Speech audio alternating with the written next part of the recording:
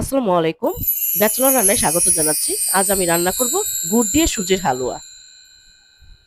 এটি খেতে খুবই মজা। চলো কি লাগছে জেনে।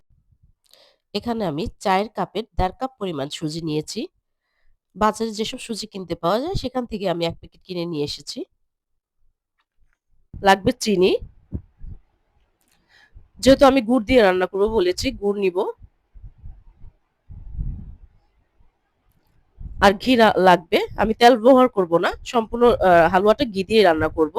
এলাচ আর দারচিনি ব্যবহার করব।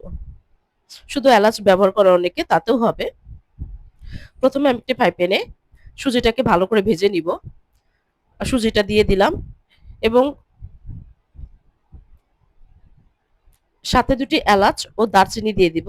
সুজির সাথে ভাজা হবে। এতে ঘ্রাণটা সর্বত্র ছড়িয়ে পড়বে। এখন ভালো করে নেড়ে চেড়ে বাদামি কালার না হওয়া পর্যন্ত ভাজতে থাকবো। অল্প আঁচে আস্তে আস্তে বাদামি কালার না হওয়া পর্যন্ত ভেজে নিব। আমার প্রায় বাদামি কালার হয়ে এসেছে।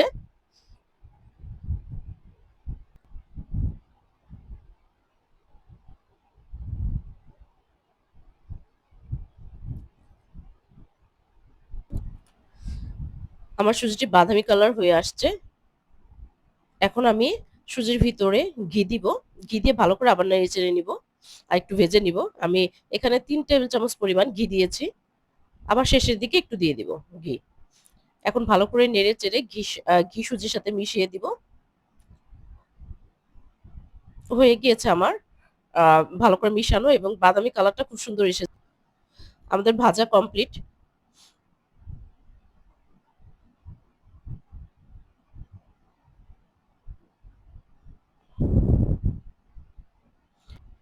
এখন আমি ১ কাপ পরিমাণ গরম পানি দিয়ে দিব।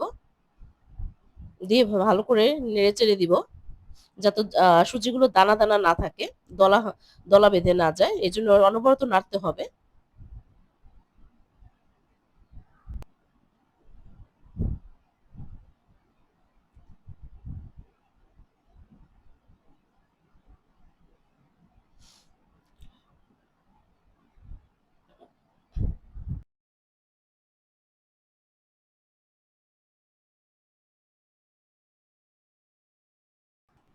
আমি আর ১ কাপ পরিমাণ পানি দিয়েছি। দিয়ে ভালো করে নাড়াচাড়া করব সিদ্ধ না হওয়া পর্যন্ত সুজিটি।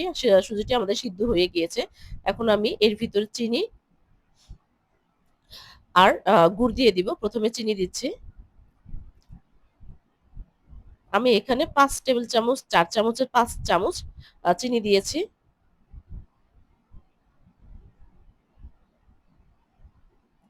যে যেরকম মিষ্টি খাও সেরকম দিয়ে রান্না করবে।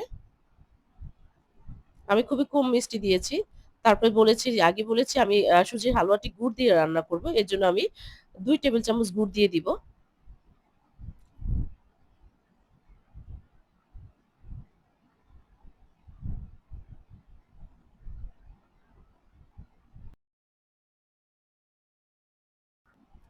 এখন ভালো করে নেড়ে-চেড়ে দিব। সুজির সাথে যাতে চিনি এবং গুড় মিশে যায়, ভালো করে নাড়তে হবে এবং শেষের দিকে আমাদের সুজির হালুয়াটা তৈরি। কালারটা খুবই সুন্দর এসেছে এবং খেতেও খুব মজা গুড় দিয়ে সুজির হালুয়াটা। আমি ভালো করে নাড়তে থাকবো যতটুকু পানি আছে শুকানোর জন্য। এখন নামানোর আগে আমি আবার ১ টেবিল চামচ ঘি দিয়ে দিব।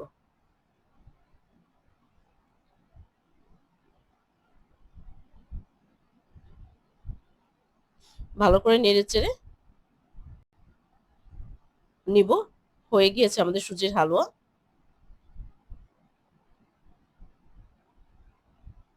এখন নামিয়ে ফেলবো চুলা বন্ধ করে।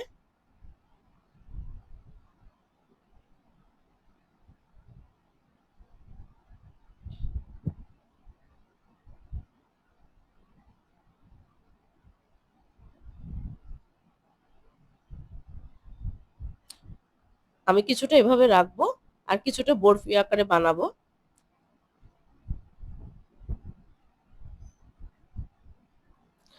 কালারটা খুবই সুন্দর এসেছে। হয়ে গেল আমাদের সুজির হালুয়া।